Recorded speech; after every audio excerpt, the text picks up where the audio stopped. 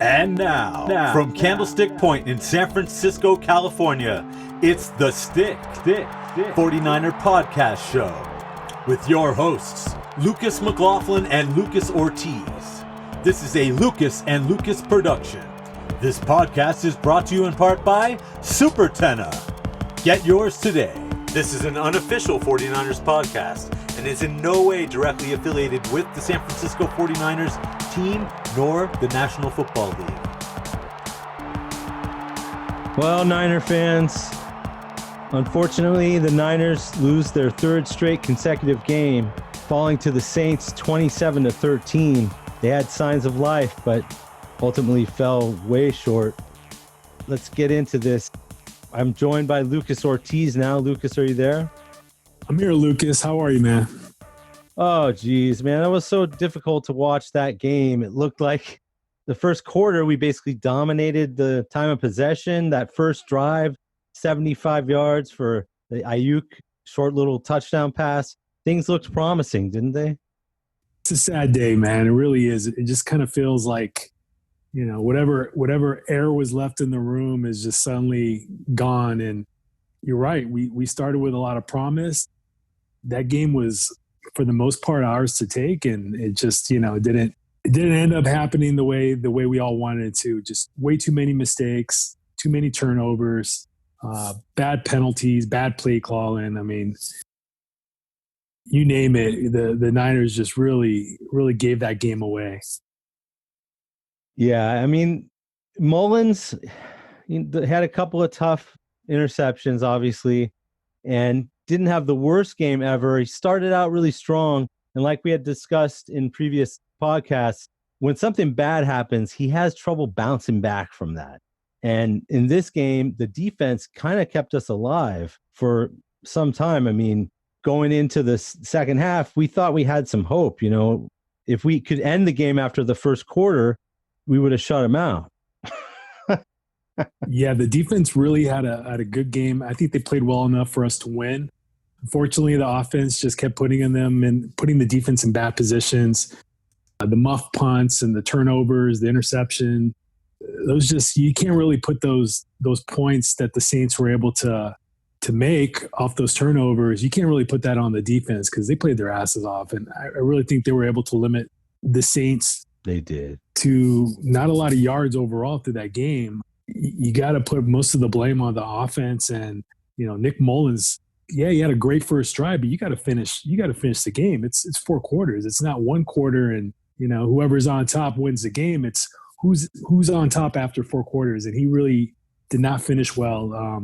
Once they did start blitzing, it just felt like he was kind of frozen and had almost like a deer in headlights type appearance in the pocket. Like he just wasn't able to get rid of the ball in time, or, elude pass rushers or scramble or do whatever he needed to do to get rid of it. Yeah. It really did affect the flow of the game. Mullens finishes with 24 of 38 passing for 247 yards, 1 touchdown and 2 interceptions. And late when they decided to put Beathard in, you thought maybe he'll just finish the game and take us and where we needed to go. And we just needed a few good drives there to try and make something happen. I mean, we weren't that far behind. He throws the really deep ball. I guess that's why they put him in, just because he has a stronger arm than Mullens, which I don't think Mullens understands that, as a quarterback that started the game. Beathard comes in, throws one really deep ball. And we had a wide open Richie James on that play. Just a bit outside. He tried the corner and missed. Too bad that he didn't throw it a little farther and harder, because that could have been 6, could have got us back into the game. Instead, Mullens comes right back in on the next series and does nothing again. So it didn't help. Very odd. It's weird because it looked like Beathard was going to come in and replace Mullens after a couple of bad series where he looked lost out there and was, he threw a pick and, almost threw another pick, and it just seemed like, all right, now it's time to bring in Beathard and see if he can give us a little mojo. But yeah, it's odd how Kyle just brings him in there for that one play, badly underthrows Richie James, who was wide open, like you said, and Mullens, I guess, was still the guy for Kyle, and he comes back out the next series and the rest of the game to finish it out. So just a kind of bizarre. You get the feeling that maybe Beathard will be, after the bye week, he might go with Beathard, but I mean, you never know. Yeah. Speaking of bizarre personnel calls, why is it that Jerick McKinnon is getting the bulk of the snaps at running back as opposed to Hasty, you think? You know, I have no idea. We all wanted to see Hasty. He's got that extra spark that we needed. Instead, we had a flat McKinnon who ends up with 33 yards on 18 carries. And, you know, that didn't help us keep the momentum at all. Yeah, you know, after the game, I really felt like Jerick McKinnon, you know, maybe he didn't play as bad as we thought. And, you know, maybe it just was really bad blocking that caused him to have such a poor game. But I went back and rewatched the game today, and I got to tell you, there was a lot of yardage he could have had if he would just seen the holes that were there. You know, the offensive line didn't block as bad as everybody might think they did, you know, despite the low running yards in the game. I mean, when you slow down the plays and you see McKinnon has holes to choose. He's really bad at seeing where they are, and he's really bad at exploding through them. And a lot of times it seems like when he does have a hole, he runs right into a tackler. He doesn't know how to avoid tackles. He doesn't know how to juke.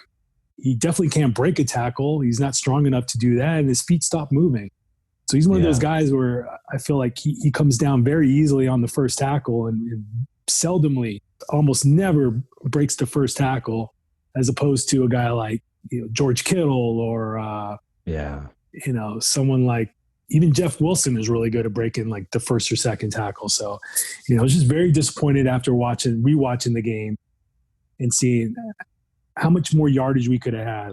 Like, for instance, if a guy like Alvin Kamara was on our team, or if Mostert was healthy, those guys would have probably had 100, 150 yards easily with the type of blocking that our offensive line had. Now, granted, there was still going to be some negative plays. There was a lot of busted plays where I think the Saints kind of scouted us very well. They knew what kinds of plays we like to run. We like to get the ball out on the edge, you know, jet sweeps and tosses and things like that. And they had very good defenses for those types of plays. And there would have still been some negative plays, don't get me wrong, but there was a lot of runs where we could have got way more out of it, especially the ones up the middle and the counter plays that were really adept at running. I think there was a couple of old Washington Redskin counter trays where the left tackle and the right tackle actually both pulled through the hole. And like John Riggins. Right. And we were getting positive plays on those, but, you know, where McKinnon would get 6 or 7 yards, I think Raheem Mostert would have got, you know, 30, 40, or even busted it all the way for a touchdown. He's got that type of explosion and vision. Yeah. Where he can turn those 7-yard gains into much bigger. So, you know, when we get those guys back, and I think they will be back in a couple weeks after the bye, you know, look for this team to get back to gaining over 100 yards on the game and really enforcing their will and playing the type of game that we want to play, as opposed to the way we played yesterday, which was relying more on the pass. Yeah. So McKinnon's lackluster running played right into the Saints' defensive scheme, obviously. And, you know, a couple of weeks back, I remember listening to Shanahan on a 49er preview show and thinking, oh, okay, they just want to use McKinnon more on third downs as a third down back, which makes a lot of sense, actually. But instead, you had him out there, just like you said, when normally, or not normally, but you really want someone like Hasty to hit those holes and get the extra yards we needed to move the chains on the following play, or if not, move the chains on the run. Right. And it just didn't happen. That brings us to Down in the Trenches with Lucas Ortiz. Down in the trenches with Lucas Ortiz. Down in the trenches.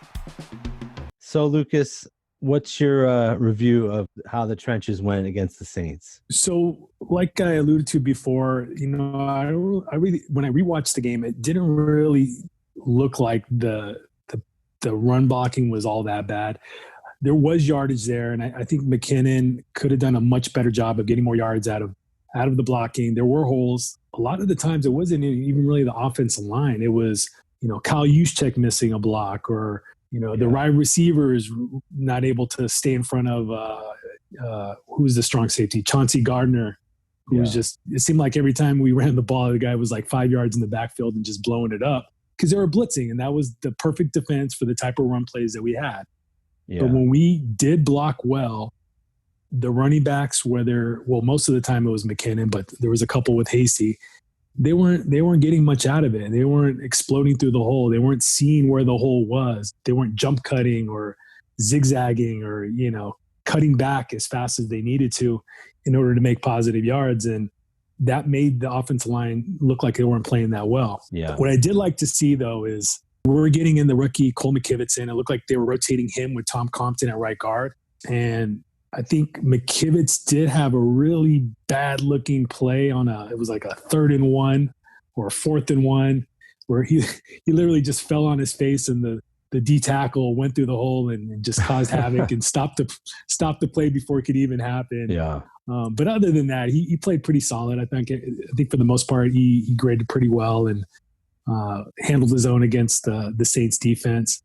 Where they were making plays was mostly through their blitzing, strong safeties. Demario Davis was a beast. I mean, if Fred Warner is the best linebacker in football, Demario Davis is number 2. I mean, he was just constantly blitzing, getting in the backfield.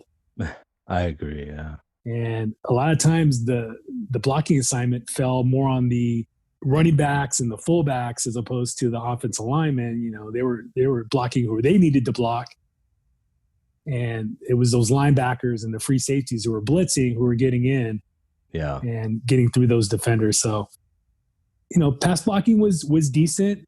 The times that Nick Mullens did get sacked, it was a free blitzer. It was somebody that was not accounted for. And therefore he needs to get rid of the ball or do something in order to evade and scramble and, buy some time until he can get rid of it or just throw it away. And he just wasn't doing that. He's stuck and frozen out there, and it really does affect the play of the offensive line because you got to have a quarterback that works in sync with them. Yeah, I agree. They can't pick up that blitzer for whatever reason because they send an extra man. The quarterback, it's up to him to get rid of the ball earlier, and he just didn't do that. I was going to say, so overall, they played well.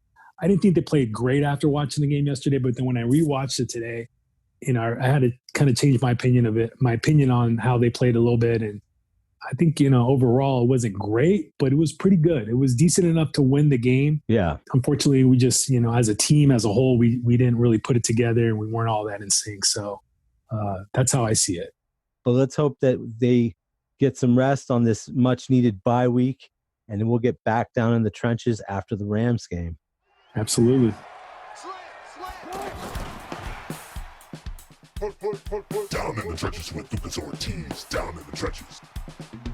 So the game just became one of those things that you watch, but you don't want to watch it. Car wreck or somebody getting hit by a car. You want to turn away, but you keep watching. We had some big time mistakes on special teams that were so upsetting. And Trent Taylor called for a fair catch, ends up, letting it go. It hits Ken Webster, and the Saints recover. And that was a real turning point that, we really could have used the ball in a good drive right then. That was really disappointing. It really was. It really was. It was a mental mistake because it looks like he signals for the fair catch, which in most cases, those guys that are blocking for him, they're expecting him to make that catch. So they're still trying to make blocks, and they're not running away from the ball like they would if he yells poison or Peter or whatever the call is that tells them that, hey, I'm not going to try to catch this ball. So everybody get as far back away from that ball as possible. So things like that, like the muff punt, won't happen. And that's exactly what happened. And I don't think we saw Trent Taylor on the field again after that, right?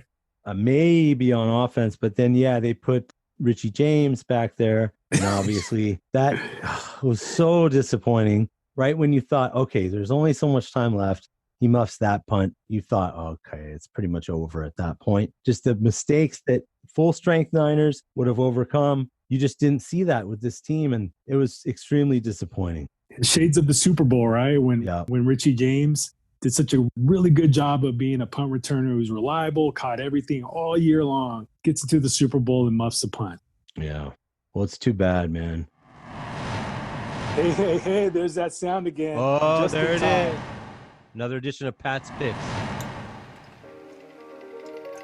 And now, from the bar in the big sky, yours truly here, Pat Summerall. I'm here to give you predictions every week, here on the Lucas and Lucas, The Stick Podcast. Well, V6, another bad week of my picks. Only 1 for 3 again. Yes, I might take your advice. Pick more games and less scores this week. My predictions have become about as probable as Nick Mullens completing a deep pass. Unfortunately, the entire league has been so plagued with injuries this year, it's ridiculous. Well, that's right. You'd think that with all the money and protective gear and padding they use these days, there'd be less injuries. It's quite the opposite. Back in my day, guys played for minimum wage. We didn't have shoulder pads or helmets. They used leather hats. Huh? Well, there was no concussion protocols in my day. No, men just played the game. How do you think Terry Bradshaw ended up about as smart as a box of hammers? Oh, you had to step up and be a man. Play with a torn ACL. Sprained ankles. Didn't matter. Players like Ronnie Lott, who had his left hand amputated at halftime of a playoff game just so they could finish. He knew they'd get the win. You wouldn't be able to walk in retirement, but you got the job done and played the game right. Yep, time for my picks. Give me 1 sec.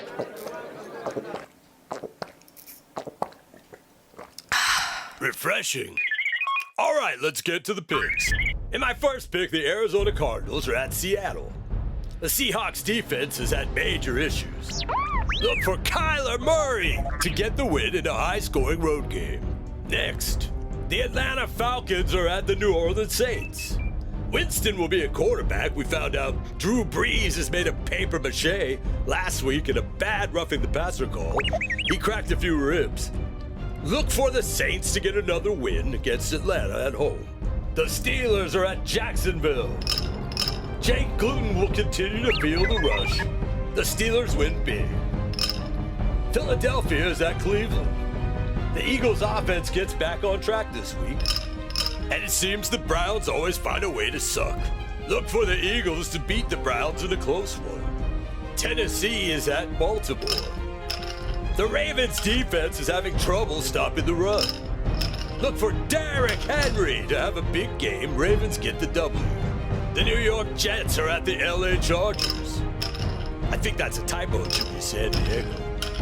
Justin Herbert will help the Chargers get the win at home. The Miami Dolphins are at Denver. That's a long trip. Look for a little jet lag. But Miami will win by a field goal. The Dallas Cowboys are at Minnesota. The Cowboys stink without Dak Prescott. Vikings defense looks good. Look for the Vikings to beat Dallas this week. If you're a betting man, the Chiefs will win on the road in Las Vegas this week.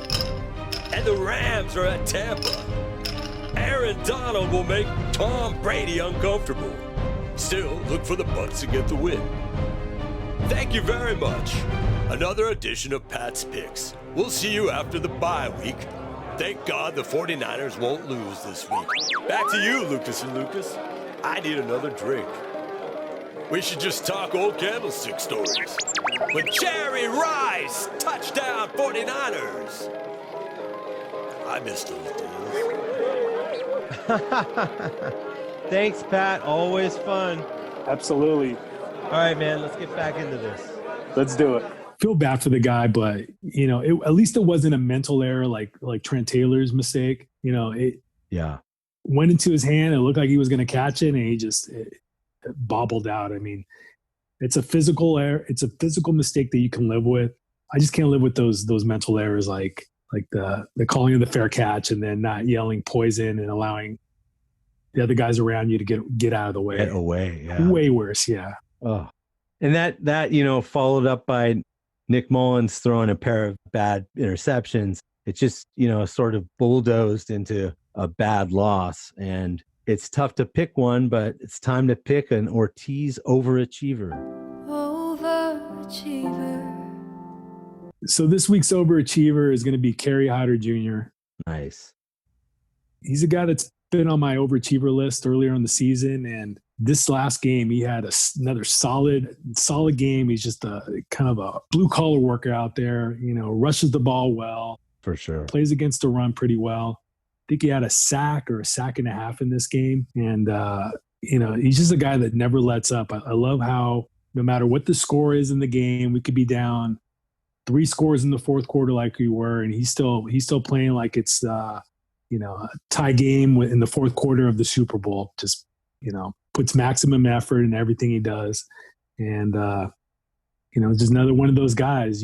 Drafted late by the Lions, I believe, before he got here to the 49ers. Oh, that's right. Yeah, so not really expected to make any team, and played for the Cowboys a little bit, and found his way onto the Niners team with not a lot of fanfare or excitement when we signed him. But if there was an award to be given for the guy that's just played with more heart and more passion than any other player, I think you'd have to give it to Kerry Hyder. And so this week he's my overachiever. Although Nice. I do want to give a special honorable mention to Kentavious Street. Oh, wow. I was going to say Kinlaw. No, well, He had probably his best game. The D-line did great in that game. Kinlaw played well, but remember, he's a first-round draft pick, so he's not an overachiever. He's expected to play that well. But I want to give it to Kentavious Street because he's also a guy that wasn't drafted high. Yeah, and that was a bullshit call. Sorry. Right. He had one of the best moves of his career. I think it would have been his first sack, but it was negated on a bullshit, like you said, roughing the passer call on Drew Brees, where they said he landed on top of him with the full force of his body and his weight, which when you're looking at the replay, Yeah. it was completely not the case. He even looks like he tried to avoid landing on top of them, but the guy's just so strong and so big that when he wants to tackle him, I mean, it causes so much force. And Drew Brees was just driven into the ground. Yeah. But at the same time, it could have been so much worse. Like I said, turned to the side and landed more on his arm as opposed to landing on top of Brees. And I just found out today, I don't know if you know about this, but Drew Brees actually has some broken ribs today and a collapsed lung. So, I mean, that was a pretty serious. Even with the injury to Drew Brees, I betcha, which I can't, don't quote me on this, but if you asked him whether or not that was roughing the passer, he'd probably say no. I mean, he's old school. Yeah. He knows what happened. He got hurt because the ground, his old body, come on, that's what broke his ribs, not the weight of the defender. Come on, man. That's a bunch of malarkey, right? Exactly. So I give him honorable mention, overachiever, just on that play alone, just for breaking Drew Brees' ribs and collapsing his lung. I mean, I was very close to giving him the actual overachiever award, but I got to give it to Kerry Hyder, despite the efforts of Kentavious, the man, the beast, the myth, the legend Street. I mean, that guy was insane. That was sick. I got to give him some love for that. So. Nice. Kerry Hyder, you're the man, but Kentavious Street, you're also the man. Overachievers are really like overeaters. They don't know when to stop. Congrats to Kerry Hyder for being this week's Ortiz Overachiever. Overachiever. Oh, I was going to say, we got to talk a little bit about Kinlaw and the game he had. I mean, that was by far the best he's ever had. It was great to see him finally kind of branch out and just do things that were amazing.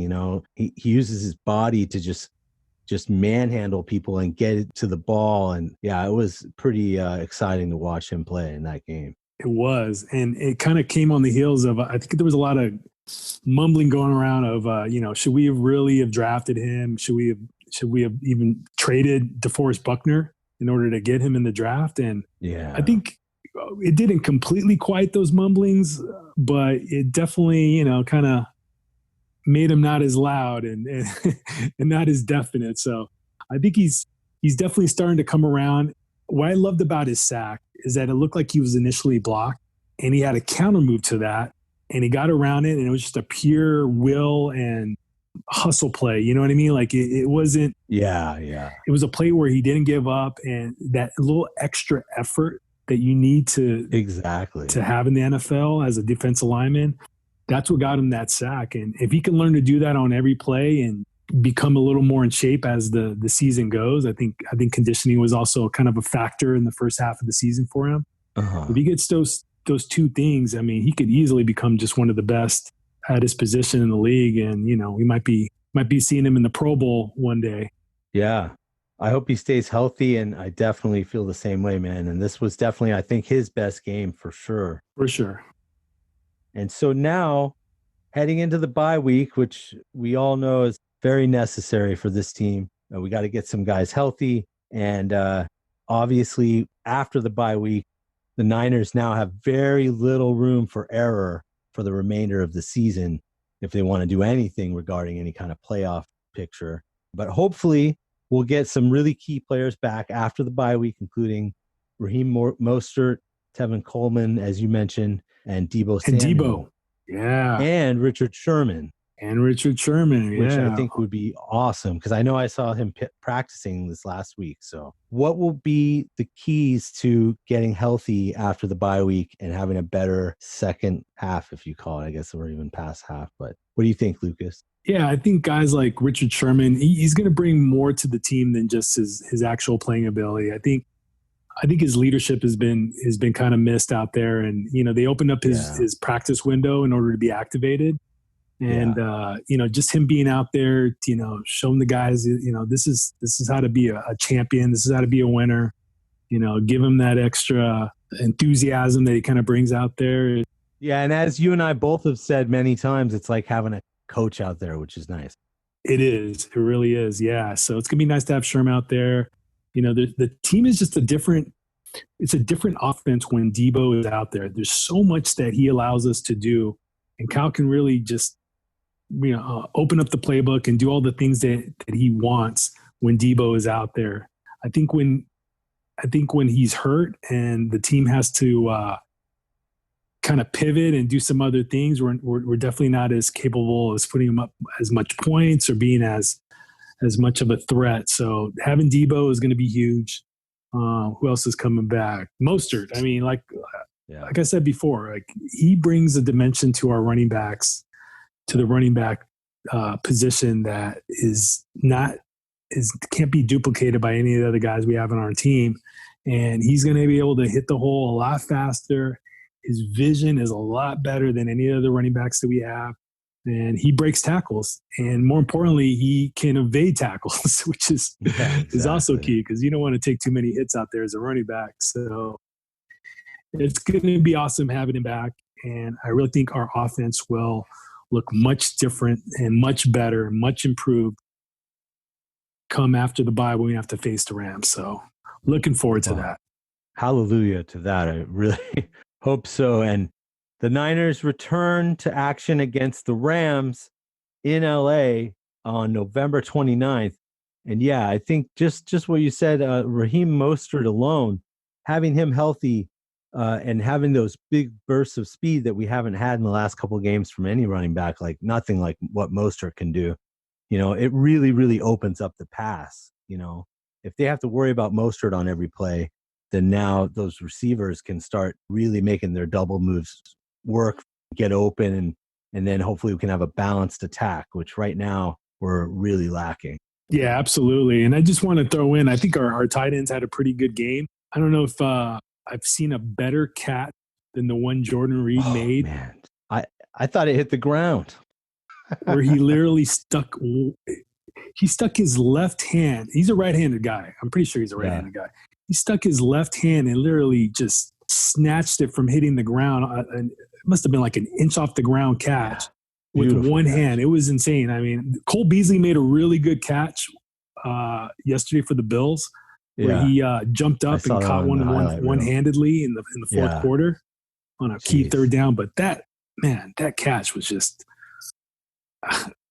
the only thing that would have made Jordan Reed's catch better is if he had ran to the marker first, which we didn't have time on some of those plays, with Mullens would have gotten killed. But yeah, what a beautiful catch.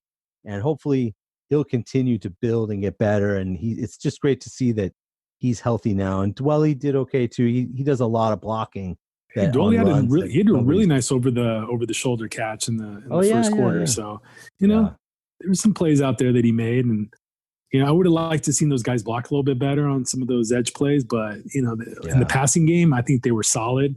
Jordan Reed seems to catch everything that's thrown anywhere in his vicinity, and Brandon Ayuk too.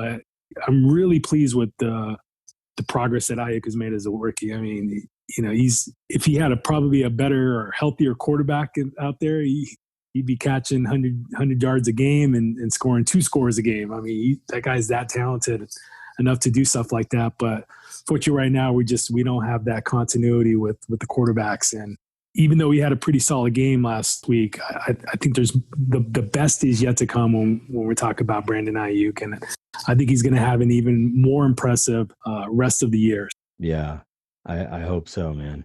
Just watching that awful game against the Saints really did make me think constantly that, man, I miss Jimmy G right now, because, I mean, we would have fared a little better. I mean, that he's got the skills to overcome some of those obstacles that our current situation has real trouble with. So let's hope that once we could get back to action, obviously we won't have Garoppolo, but with these other guys, it'll be healthy. Hopefully we'll get some wins and try and make something out of this season. Yeah, man. And true Niner fans, they still have hope. Either we heal as a team or we're going to crumble. Inch by inch, play by play, till we're finished. We're not giving up on the season yet. All those fair weather guys that all of a sudden became 49er fans when we got to the Super Bowl last year. Yeah. They'll start to abandon the team. They'll stop watching. They'll find other things to do on Sunday. But the true believers like us, the faithful, we're still going to watch it. We're in hell right now, gentlemen. And we can stay here, get the shit kicked out of us, or we can fight our way back. We can climb out of hell, 1 inch at a time. Yeah. There's still evaluations to be made. We got to see what we have in a Colton McKivitz. We got to see what we have in, Brandon Ayuk and what achievements he can achieve in his first year. What's his ceiling? So I look forward to things like that. Even if the team is not going to make the playoffs, which they still can, there's a lot to look forward to, and there's a lot of positives to get out of the season. Yeah, and I don't know if we mentioned it, but I think the worst play call that the Niners had on offense. 4th and 1? Yeah. McKinnon up the middle on a 4th and 1. It was so snuffed out. Slow developing draw runs up the middle. That's when you needed a Jimmy G audible. What the hell was that? Yeah. Oh, so frustrating. Yeah. The worst. Yeah. So Kyle's got to step up his game too.